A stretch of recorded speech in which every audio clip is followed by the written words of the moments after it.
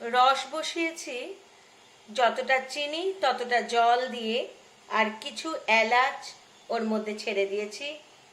এবার ফুটতে ফুটতে রসটা নিজের মতন তৈরি হবে।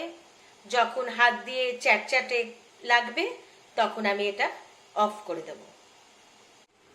খোয়া ক্ষীর, একটু মিষ্টি চিনি আর অল্প একটু গুড় ছিল, তাই দিয়ে নাড়িয়ে রেখেছি।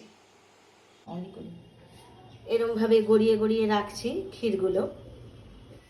তারপর গোলাতে দিয়ে এইভাবে কড়াইতে ছাড়ছি, দিয়ে গ্যাস কমিয়ে কমিয়ে ওটা ভাজছি। তারপর রসে ফেলবো। রসে ফেলার পর এইরকম দেখতে হবে আমার পিঠে।